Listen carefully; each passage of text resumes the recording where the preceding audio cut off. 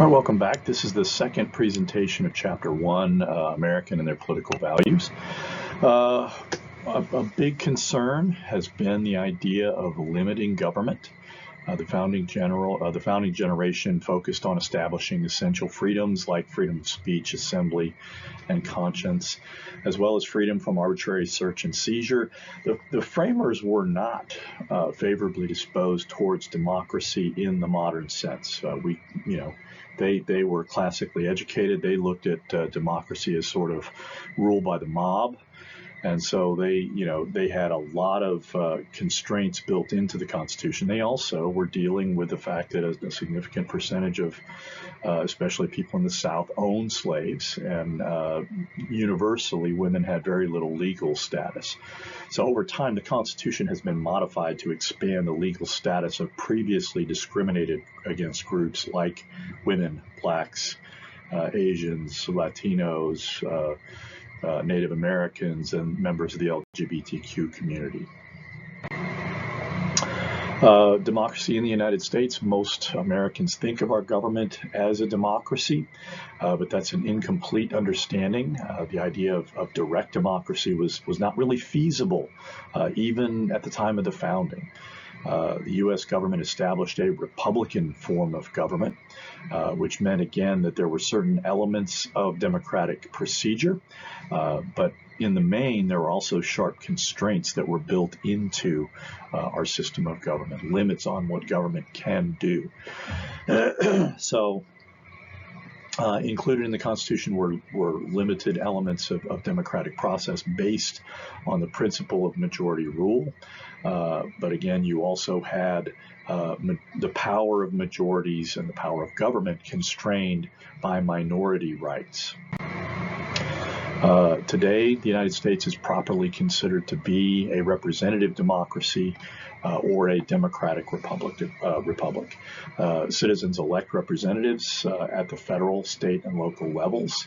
And the principle of federalism adds another layer of kind of separation where you have a national government and then you have smaller state governments, and they share sovereign power. And that, we'll talk more about this in the coming days. But again, at the national level, citizens lack the right to vote on national issues via a referenda. But many state and local governments do grant that authority. Participation in government is how people have a say in what happens. Harold Lasswell famously said that politics consisted of who gets what, when, where, and how. For this course, we define politics as conflicts over who government's leaders are, how government is organized, and what policies are adopted. Citizens' participation in politics can take a lot of forms, obviously voting, but also contributing money and time to campaigns. Ultimately, even what happened on January 6, 2021 is a form of political participation where, in effect, you had people that were trying to overthrow the government.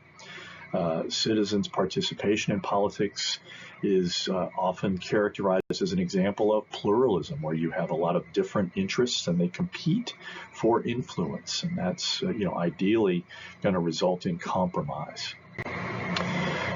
Again, citizenship is based on participation, knowledge, and the idea of efficacy. Citizenship, again, refers to members in a political community with legal rights and responsibility. A key element of citizenship is political knowledge. You have to know what you're talking about, and you have to, in order to do that, there have to be sources of information available to you that are credible, and you have to trust a certain amount of those sources, and you have to be wise in terms of what you select. Surveys routinely show that Americans are often ill-informed and misinformed. And they also show that large percentage of Americans get their political information from the internet. And again, the internet can be it's a convenient source, but it's also a source where there's a lot of misinformation available. And so your possibility of becoming misinformed is heightened by reliance on online sources. Who are Americans? Immigration has changed Americans' identity greatly. At the start, you had a predominance of Northern, really kind of English, European, the British Isles, European cultural and political influences.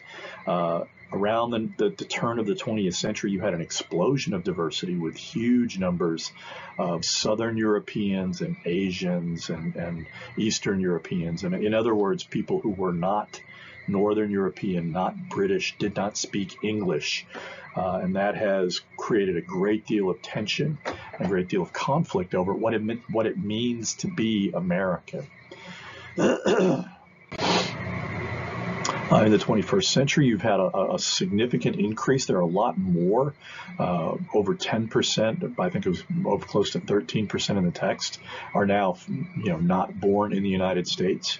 Again, you've had a significant rise of immigration from Asia, Africa, and Spanish-speaking countries of the South. You have new patterns of religion. Again, you still have a lot of Protestants in the United States, but over a fifth of Americans are Catholics, and probably the most significant change is that a large number of Americans are not formally associated with, they're agnostic or atheists. The graying of America is significant. A much larger percentage of Americans are reaching old age. And older populations, the challenge is first and foremost, they're not going to be as productive, but also they're going to make more and more demands on healthcare because older people do get sick. And that means you need more government to be able to make sure that they have access to healthcare. Immigration, again, by continent of origin. Again, this just kind of illustrates the extent to which more and more immigrants are coming from the Northern Hemisphere. They're coming from Asia, and they're coming from Africa in larger numbers than had been the case in the past. Population politics, again, rapid ethnic diversification has dramatically increased political tension. America's original conflict was this rural and urban divide. And one thing that has happened in the last 20 years or so is that as rural opportunities have declined, people living in those populations, one thing that's happening is that the rural areas are depopulating to a large extent and graying to a large extent. But as those lack of opportunities has grown, more and more people in rural America feel much greater sense of grievance. And that really was the height and really what drove and what continues to drive Donald Trump's popularity, and this idea that he would stop immigration and that he would bring opportunities back to rural Americans. So that's it for this slide, this presentation.